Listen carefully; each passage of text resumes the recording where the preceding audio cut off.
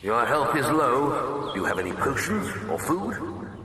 Yes, Guildmaster, I have, but I can't use any of them now, can I? Fable is an easy game. It's the ultimate power trip. By the end of the game, you've got enough legendary swords, axes and hammers to outfit a blacksmith in every town. You have enough armour to fully equip a particularly large battalion, and you have enough potions to drown the inhabitants of Bowerstone. This, however, is not that.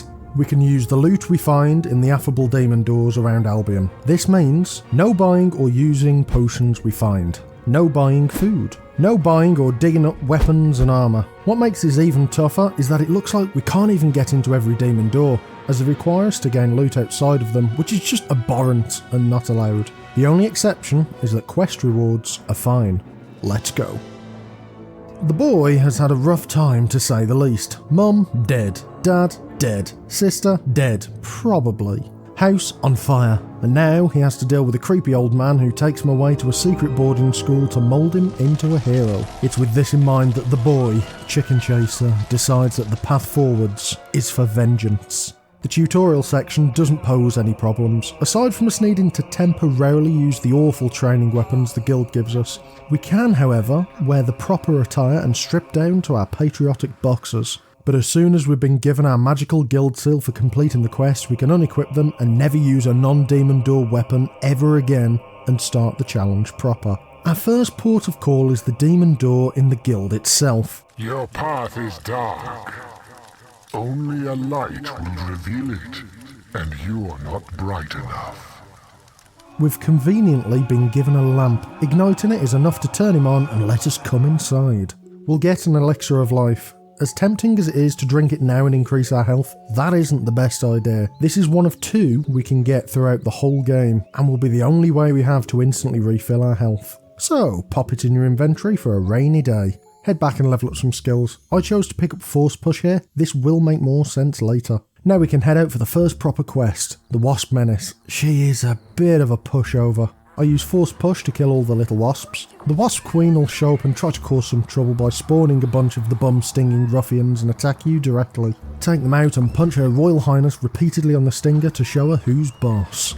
Do be careful, because at this moment in time we don't have any real way to heal ourselves. So once she's down, go back to the guild and level up health and magic power. That will heal us somewhat and give us some extra wiggle room. Also, by democratic vote, I decided to change our hero's name to something more appropriate. Head to Greatwood Gorge. There are a few cut purses who will try to extort you for money. Ignore them and run through using the power of social distancing via Force Push. In the next area, we can unlock another colourless gate. Now, if you approach the toll road from the rear, they won't attack you, and you can just saunter up to this demon door.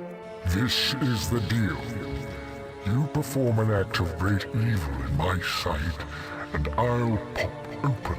We'll come back to him later. We now need to go to Bowerstone. Maze will inform us that we're naked and our sister might in fact be alive. So let's do something about the equipment issue first before proceeding with the main quest. On the quay in Bowerstone, there's this fine gentleman who wishes to introduce us to his daughter, but she has very specific barbering requirements. A dashing pudding bowl cut, coming right up. She also requires some mutton chops. Delicious! To the hairstylist we go. Still not enough apparently. She has good taste. A glorious moustache, befitting a gentleman such as myself.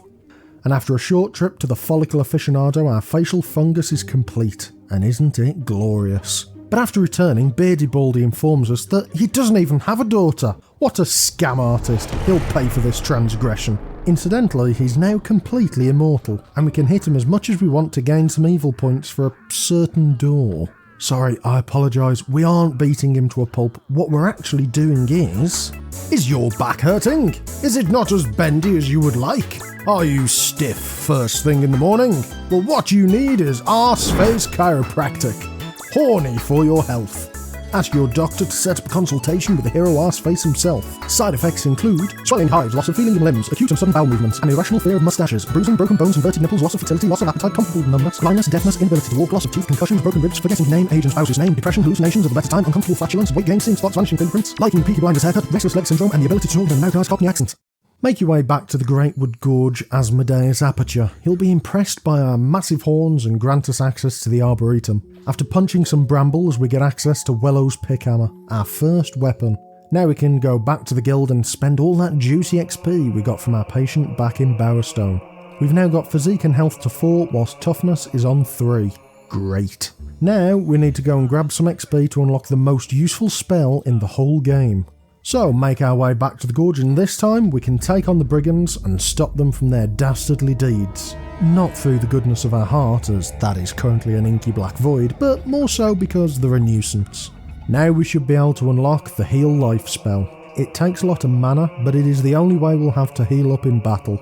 And as mana regenerates, the only thing that we'll need to spend is time. Now we can progress with the story. Our mustache twirler of a hero chose to attack Orchard Farm as, of course, he is an edgy boy. After meeting up with the uppity Whisper and scowling at her general direction, we can rendezvous with this tea-towel-clad scallywag.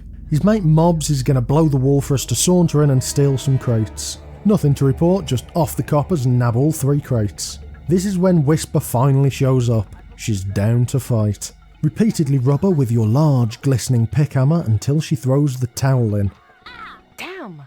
You beat me again! Cracking on with the main quest, we're tasked with helping some travelling spoon salesman through Darkwood. And of course we tell everyone that we're also going to do it Starkers, because why not?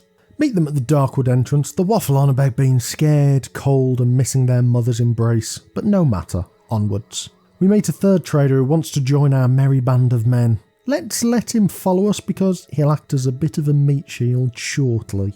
In the marshes, we'll find yet another Mephistopheles Moore. He wants us to test our mettle against his roaming band of Umpa-Lumpers.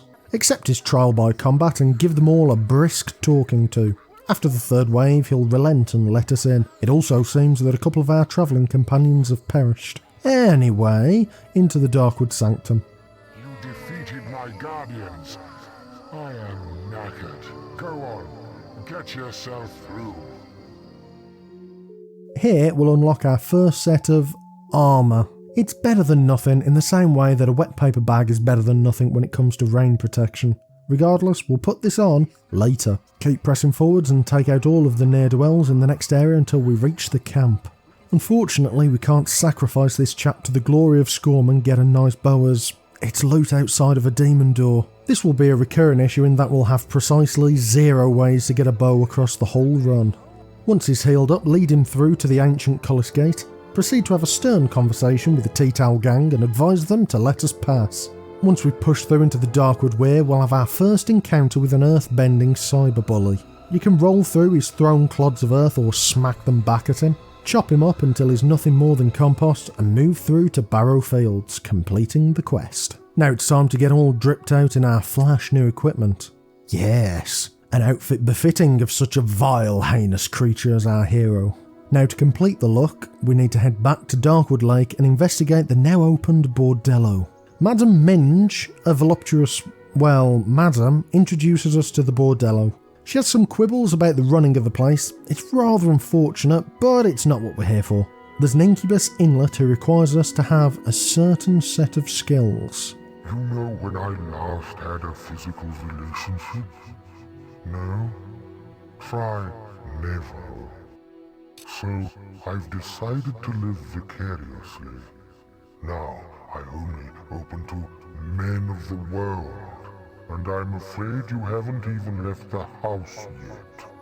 Come back when you're a real stud. So it's time to pop inside and do some business. Hello, love, I'm Polly. Used to call me Pretty Polly, and now it's just Polly. She seems nice. A wild ride with me will only cost you 50 gold. Cheap at twice the price. What do you think?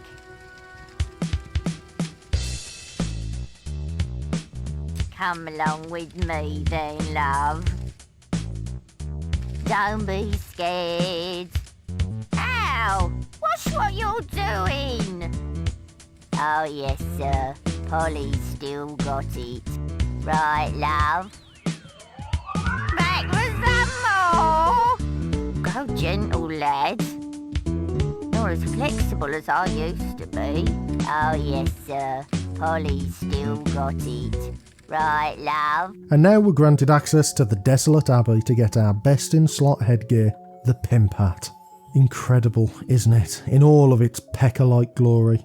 Off to level up. I also picked up Assassin's Rush and Summon. You'll see why later. Regardless, it's now time for an upgrade. The well-oiled pickhammer has served us well, but there's a much better weapon we could be using. Just by the entrance to Darkwood there's another infernal ingress, and he wants us to have a higher combat multiplier.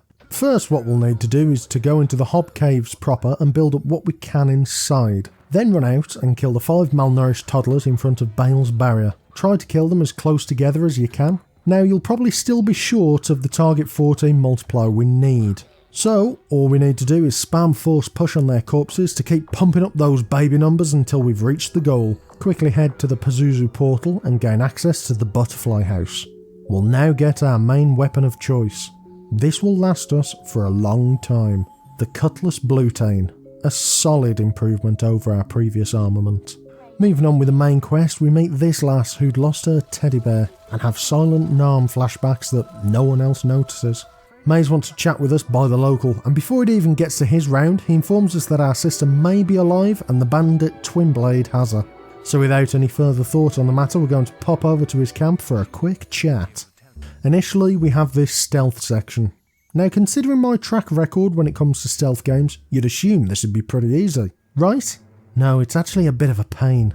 Some of the guards just seem to wander towards your hidden position for no good reason whatsoever. But if you hide here behind this rock, you can wait for them all to pass and stroll in. When you eavesdrop in the next section on a couple of Black Pearl wannabes, they'll inform us that we need to get full bandit armour to get into the camp. And that will just not do. We have to find a way around. So after slaughtering all the Zorro cosplayers, we're stuck at the door with no way through.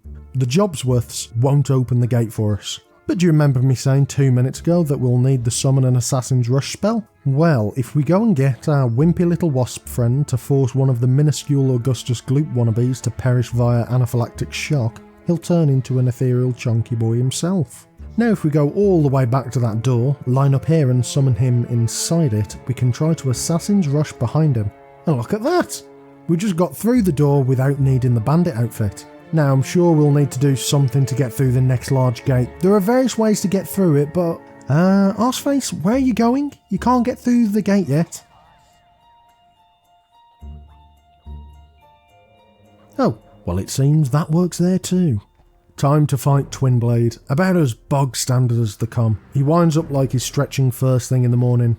Just slash at his exposed back until he's far too tired to carry on. We're now given a choice. Spare him, or we can't let him live. Not after what he did to us.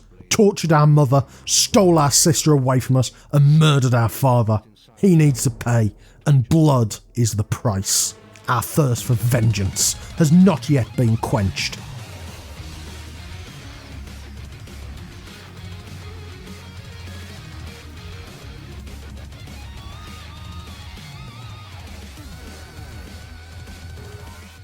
I would, however, recommend taking out his lads in the circle before you start the fight again. That definitely wasn't a smart move. After that bloody affair, we can nip back to the guild, grab the fireball spell, and level it up to 3.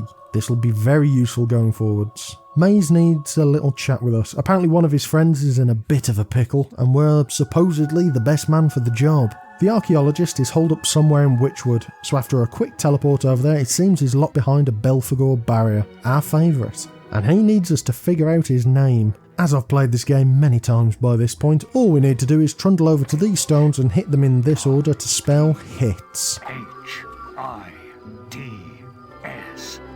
Hits. This will open the way to the Witchwood Cavern. The scrawny academic will be mildly annoyed as he lost at hide and seek and will leave after cursing us for finding him. Now in here is some good loot. We in fact find our best in slot trousers for the rest of the game. Some chainmail leggings, and an additional resurrection vial. Lovely. Off to Not Old Glade. There's a knockoff albino werewolf calling for us. Once we get to the main gate, the furry fellas will be trying to get in. Kill them all with a few hefts of Cutlass Bluetane. They resist our weapons, but that's something we'll need to deal with going forwards because we have no way to get a weapon with a silver augment.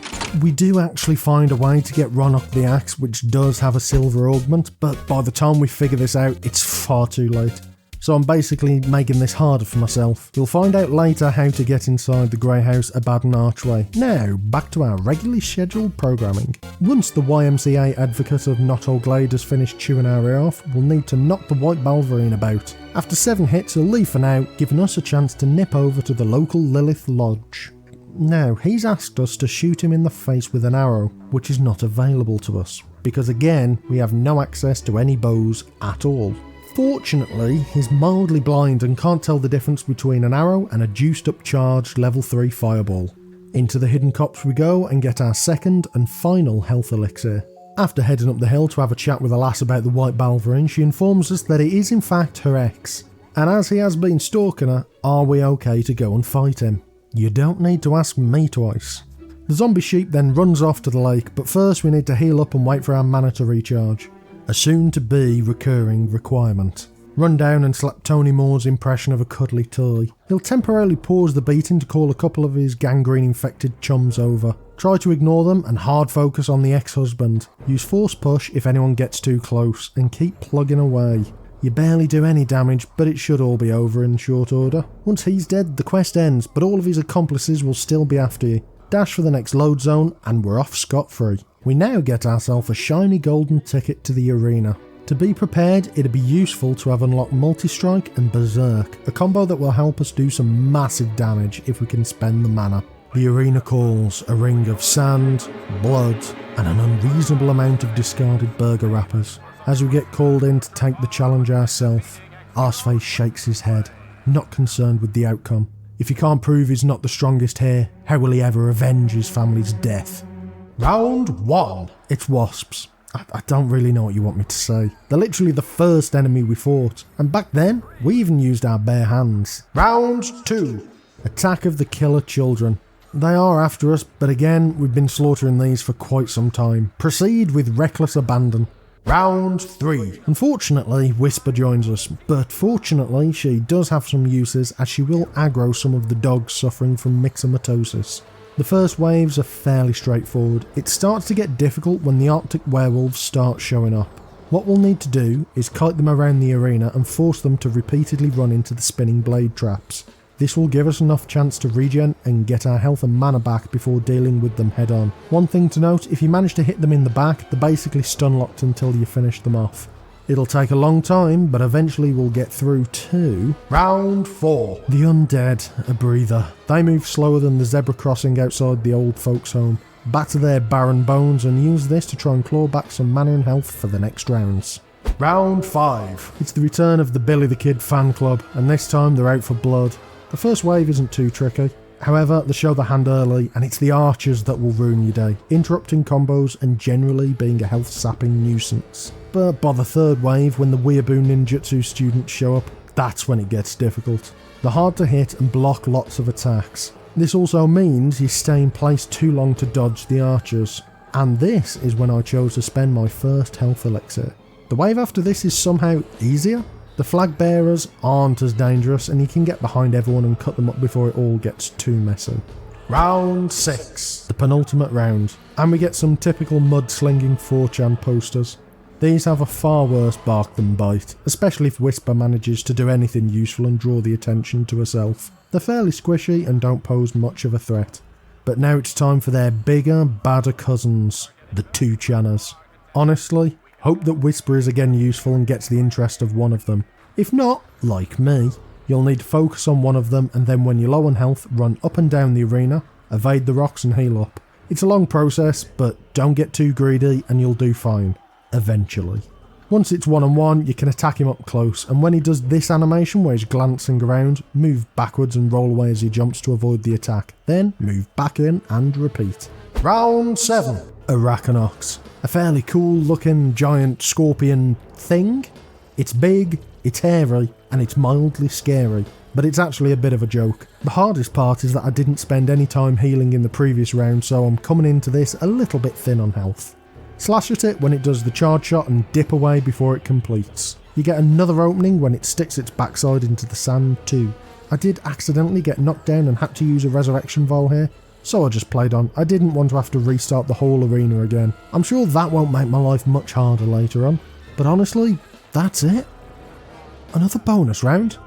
Who is this kind-hearted looking fellow? This Jack of Blades.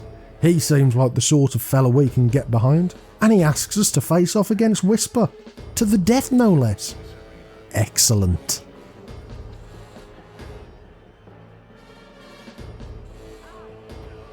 She's begging for us to walk away and spare her. Let me think about that.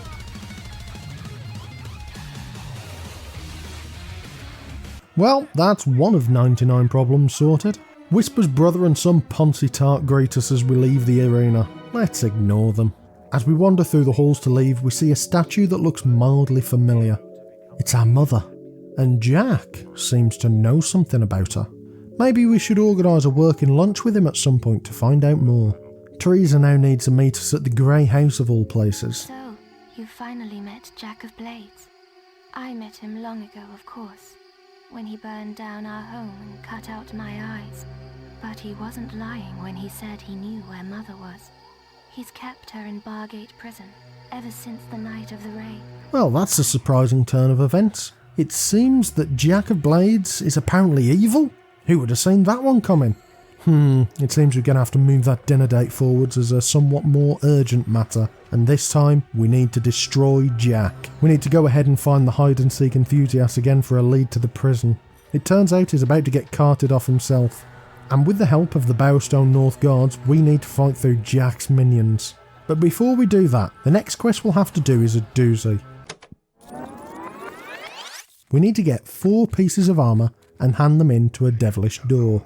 We definitely do not want to have to do that, as obtaining the armour parts requires us to get a fishing rod and a spade, neither of which are available in any of the demon doors. Now, if we come to the Litchfield graveyard before the quest starts, we can just about finagle a bandit summon into the Paimon portcullis. Then we can use the Assassin's Rush spell to clip through.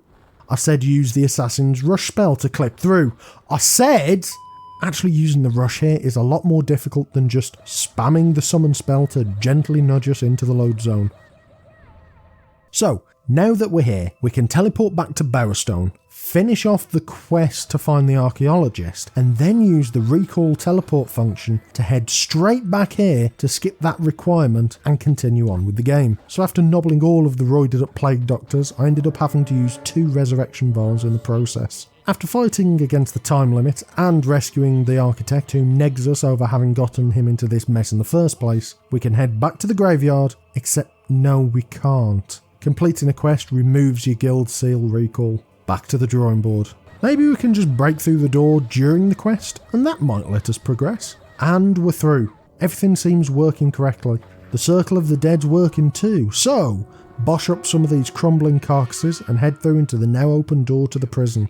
Oh, well, if we try to get through here, the game will just reload us to before the quest started. Let's try another strat. How about if we take Nostro's helmet that's on the Gravekeeper's shelf, do a hero save which saves all items and XP, but not quest progress, reload back in and take it again. That should let us get 4 pieces, even if all 4 of them are this helmet repeatedly. But no, the designers thought of this and when we reload we don't have the helmet anymore. Now how about we go through before the quest for the architect, break in the first door and head all the way through and break into the second. The big issue here is that without completing this quest, the rest of the game seems to bug out and not work. We need to collect that armour, otherwise the appropriate internal flags aren't set and we softlock the game. I think that's it. I'll have to resign myself to needing to get a stupid spade and a stupid fishing rod and get the stupid armour for the stupid dead hero Nostro, none of which is demon door loot. If you consider this a failure, so do the speedrunners, to the point where there's currently a $250 bounty out for anyone who can break this part of the game. So if you have some free time, have a hunt. We can at least slightly improve it by obtaining the fishing rod in Fisher's Creek by completing this bronze quest and getting it as a reward. The spade is nabbable right next to the Argus Filch impersonator's house. A spot of digging, fishing and nicking later, we can get through to the Circle of the Dead. Heading into the underground chamber, the Kraken boss we fight later is just there for a split second as we head in. I have no idea why it's just there, taunting us for the future. Keep on running and a bunch of shamblers will show up. Plow your way through and keep getting that easy XP through the cliffside path until you hit the underground passage. Now we'll be up against the screws of this place, and they are vicious. Do a chunk of damage, gang up on you, and also use ranged weapons. Be patient and try to take them out in small groups. Push through until you finally come across dear darling Mum. Let's bust her out of here, head to the Cow and Corset, have a cold pint, and wait for all of this to blow over. After hacking your way through some guards, Jack of Blades scuppers our plans, throws us into the slammer and again steals our mum away. We'll have to sort him out somehow, but first things first, we're stuck in a prison cell. We get let out to go for a run around the courtyard in a race. Honestly, it isn't even fair. The poor chaps were running against a mildly useless and a touch frail and slow. Big shout outs to the sentries who insult us. Top tier insults, lads. Get a move on, you ugly maggot!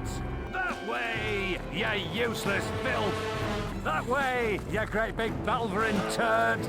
As a reward, the warden reads us sonnets to his queen, Lady Grey. What a simp. Sneaking past him, we can grab the code from the far side of the room and unlock one of the books. But it was the wrong one. So back to 12 months of cruel and unusual torture methods before again we're let out for a run. Again we're much faster, and yet again the warden reads us his William McGonagall tier drivel that he calls poetry. This time we're successful, swipe the key and get back to our cell. When the coast is clear, let everyone out and unlock all of the cells to help distract the guards. Head upstairs into this cell area to grab all of our old equipment and bludgeon all of the comedy cockneys out the way as we head back for Mother Dearest. In the next room we need to slowly aggro the guards towards us, take them out patiently and then progress all the way back to the tunnels to eventually face off against the Kraken. Keep running around in circles. When it slams down a tentacle, use multi-strike to hit it. Keep doing this until all of the tentacles are gone, and the Kraken will rear its ugly head. When it brings its chin close to the wall, wail on it. Repeat this a couple of times and it'll shrink off back to Davy Jones' locker. And with that, we're out, free from Jack's prison, and ready to get our revenge. So, off to the ancient Cullis Gate to unlock the Hook Coast. Some decrepit ex-humans are knocking about, polish them all off, and this causes the portal to work again. Now take a jaunt around town and up the hill. There's a magical barrier blocking our way. Interesting. I wonder who could be behind that. Head back to the guild to have a natter with Mum about the blobby red stuff we just found, and oh no, Jack's taken her again. But we've only had her around for 5 minutes. We didn't even get a chance to tell her about all the school we've missed. The guildmaster will send us back to Hook Coast. This time it's covered in screamers. The only real time we see this enemy type. And the poor banshees die in one hit. Shame, really. What's Maze doing here? Teresa confirms it. He's the one working for Jack. The glowy old man's been working with Jack all along. Jack even shows up and says as much, and after he buggers off, we're left to deal with the Maze issue. And it's a problem that will be solved with aggressive sword poking. Chase the old fart all over the map and stab him in the back, much like he's done to us. After a few minutes of running around after him, he relents and is done. We can't let him live. Not after getting our family recaptured. Now let's lay chase to Jack all over Albion before he can get the Swords of Aeons. It's time to run about all over the place getting bodied by his minions. Brilliant. Briar Rose makes another sneering return. She is such a nuisance. I wish she'd get out of the way permanently. Hack and slash your way through the hill, rend flesh from bone and leave your adversaries to rot. Jack is one step ahead and has already activated the first site. He's head out to Greatwood Lake. This time we have all the recently deceased after us. Re-dead the undead and head through to the next focus site. But again, he's just ahead of us. This time to the Hobbe Caves. Hack and slash your way through the dank, dark moistness of the cave system. This is where I was forced to use my final health elixir. And that's it. We're all cleaned out. No free health refills. Proceed through smacking up all of Jack's henchmen until you reach the next focus site. We're again too late. And Jack moves to Headsman Hill. Let's follow him. We don't actually need to fight anyone on the way, but this is a good opportunity to get some extra XP if you're feeling a little underpowered. But we run through to get to him as fast as possible. Now he has our mum. He has her in a bit of a pickle at the moment. We can't let him hurt her. Time for the final showdown. Back to the guild. Jack has ripped through with reckless abandon. The books are on fire. The shops are on fire. My bed is on fire. Everything is on fire. We run into the chamber to let Jack meet his maker. Also worth noticing, you may see that we have a resurrection vial. This is not true. We got that vial accidentally running through Witchwood much earlier. So if our health goes to 0, that's it, we're done and have to restart. But that shouldn't be a problem. This game is easy. right? Jack stood atop the mound, sword of aeons in reach, and he murders our mother in front of us, cuts her up and uses her blood for his gain. The world goes dark. All we can see is his mask taunting us, begging to be greeted with death. And of course we start furiously cutting, slicing and dicing. Jack of Blades is no match for our... So, like I was saying, limb from limb, bone and sinew cast asunder by our mighty... With Bluetane in hand and revenge in our heart, we cut down... This is hard. I mean, actually difficult. It only seems right that this game, which is often seen as one of the easiest RPGs around, becomes a beast in our final battle with Jack of Blades. Our inability to use potions to heal our mistakes away is brutal, and it means we need to take a long time in between phases, dodging to recharge health and mana. The first phase, where we have to fight minions, is fairly simple.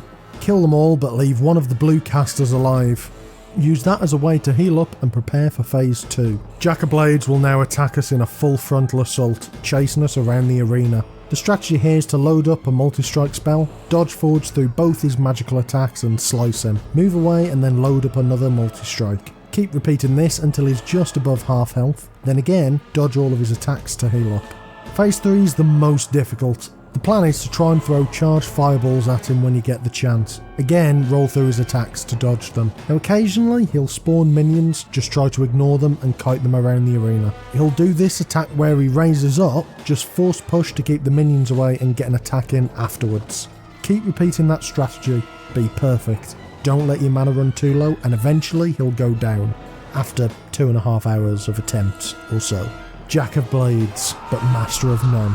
He's fallen. Now the question remains, do you need the power of the sword? And now comes the choice I spoke of so long ago. Strike me down now with the sword of aeons, and you will become as powerful as Jack dreamt of being. Cast it into the vortex, and its darkness will be gone forever. So what will you do, little brother? And with that, our hero was changed. A man fueled by vengeance no more. He felt a calm presence wash over him as for the first time his thirst for blood tamed, maybe forever. With the sword cast into the void, his fable ends. They're both where they belong now. Lost forever. Except, no it doesn't. There's one final chapter to this story. The lost chapters, if you will. Now we've finished what was the original game, but with this last hidden chapter, we need to do some gearing up. There are some tough sections ahead of us that we're woefully unprepared for. Now the game in total has 15 person passages, and we've currently opened 8. There are some very useful items in some of them that we currently have no way to access. But after doing some digging, there is a way to access the doors that we've not yet been able to enter. Jackpot. As you may have noticed, we should not have access to the outfit we're currently wearing. So the way we did it is like this. The effect we'll be using is called Etem mode, and the way you perform it is as follows. Be on the same map with a demon door. Now use the summon spell. Now get out one of the quest trophies that we've gained throughout the game. Now we need to do the tricky bit. Run to a load zone and spam the pause button. Once you're inside the load zone, you can check the minimap. If all of the icons have disappeared, you've done it right. Now, world save your game and load it before the trophy timer runs out. As you can see, we're back and the minimap is still empty. From here, we need to sit in front of the door and chuck Hadoukens at it until it disappears. Once the door's dead, get your trophy out again and wait for the timer to run out. This will now teleport you to the load zone you were sat in earlier. Head back to the demon door and click through using a combo of summons and the assassin's rush. And we're through! Now after doing this for each of the locations we've missed, we've picked up a Willmaster's elixir, this swanky new outfit and the Dullmaster's mace. The mace and potions are the most useful, as the mace will double our mana recovery speed. Scythe has now called us to the boasting platform. There's danger afoot in the northern wastes, and a new Balsamoth barrier is available to us. With our recent change of heart, we can go inside, light up all of the lovely little tiles into suns and move on, saving all of the irritating, grumpy old men. After getting the fire heart, it's time to trundle off to Hook Coast and plonk it up in the lighthouse to cause an ethereal ghost ship to take us to the northern wastes. there's a mild snag in our plan. Briar Rose is again coming with us to generally be a pain, and once we've placed the Fireheart, summoners show up on the docks. These are big beefy boys with all round bad intentions. Head down and load up on multi-strike attacks to take them out. As soon as he's down, a couple more of the reanimated armour sets will show up, as well as some of the beaky blinders. So then you need to run for the next plasma chocker and use Berserk as fast use performance enhancing drugs to balance the situation. Multi-strike him down, heal up with spells if you... Oh dear, let's try that again. So, as I was saying, use Berserk to beef up and kill the Tin Man, regen your mana with the recently acquired Willmaster's potion as needed, and move to mollywop the last remaining chrome-clad lad. Once done, everyone else will explode into a shower of green orbs. The ghost ship will show up, and we can now take our cruise across the pond. After hitting terra firma, we come up against our first ice troll, probably the most annoying of the online flame war combatants. His ice stream attack will throw you backwards, making it tough to get up close. The Cutlass Blue Tang is also really starting to show its lack of power at this point. It's starting to feel like stabbing someone with a particularly blunt spoon. But after some persistence, we can run past absolutely everything and meet up with Scythe in the festering flesh. Now we need to go to the Necropolis to unearth some tablets that'll let us commune with a budget medieval Mount Rushmore. Once inside, before we move on, run past everything and get to this. The final Lucifer latchway. He never wanted to be a door and instead wishes he was a silver chest, and so will gobble up all of the silver keys that we have. Now, we have none. How in Scorm's name did you make it all this way without a single silver key? Well, a deal is a deal. But why do I always have to meet the freaks? And that's it, he lets us in. Inside is the Bereaver, the best weapon that we can obtain in the game. Now that's done, we need to run around and dig up tablets that disappear and give us an expression to use. If you consider this breaking the rules of no loot, considering it's not found in a demon door, even though it has no monetary gain, nor any useful benefit at all, I like your thinking, Mr. Pedantic Viewer. You're also as grumpy about this as I am, but needs must, and there isn't a way around it. After that, we now need to absorb 3 separate souls into Jack's mask and fight him in his final form. First, we need the soul of the arena, and we have the choice between Thunder here, or going back to the arena itself and getting the soul from there. As we are, in fact, now a good boy, killing Thunder after we callously murdered his sister seems a bit much. So, off to the arena. This turns out to be very similar to our first encounter, but this time it's just harder all round. As we show up, the Rozzers are here and everything's gone to pot. No matter. Let's help out and put down all of the spooky pots and pans. Then we need to heal up and get ready for the arena proper. First off, we've got 2 sentient boulders and some of the Plague Inc. fellas. Take out the closest troll and heal up on the opposite side of the map so the second troll hides underground whilst we're healing. Then nip over and finish him off. Follow the same strategy for the next wave. Play keep away with one of the peasants rock slinging if you end up low on health or mana. The next wave, we have more of Jack's medieval Doctor Brigade, and with a handful of moth-eaten furries to up their numbers. Kill everyone but keep a caster alive so it's easy to recharge ready for the next wave. Next we have yet again more beaky boys, but this time they bring their magnetic mates into the fray. Follow the same strategy as before. Berserk up, kill as much as you can, and play keep away to heal if you're running low on health. Afterwards, Jack says something a little concerning. Son, you found your first soul, did you? But the shrine is ever so greedy. It will want more before it's had its fill. I wonder who the next one will belong to.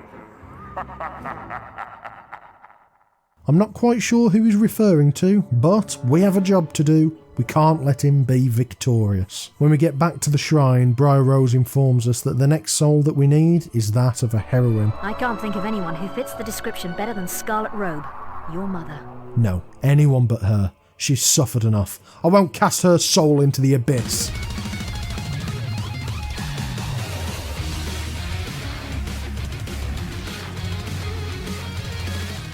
Well, some habits die hard. Now we need the oldest soul, and even with... Your health is low. Do you have any potions or food?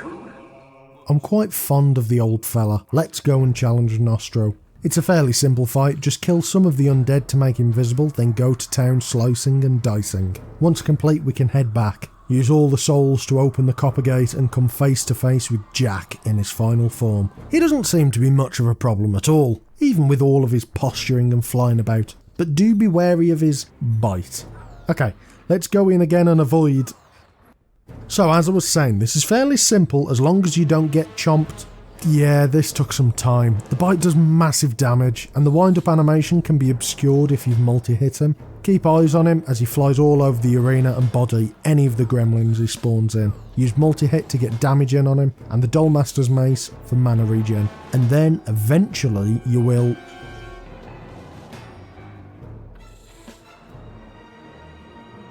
The denizen of Skyrim is dead. All you need to do is cast the mask into the flames, and your quest is complete.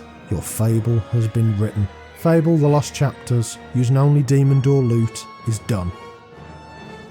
And that just leaves us with where this stacks up against all of the previous challenges. All in all, Fable is a very easy video game, and initially I came into this thinking it would be the first game in I'm Too Young to Die, because the difficulty wouldn't be in execution, but in strategy and figuring out how to get around problems. While that is true, the 2 Jack fights were rather difficult, each taking over an hour and a half to complete, and so it gets placed into Hey, Not Too Rough. And with that, I need to thank the Knights of the Rando Table that have joined the channel. Casper, Video Pop 100, Picked It Mate. And thanks to you for watching. Good night.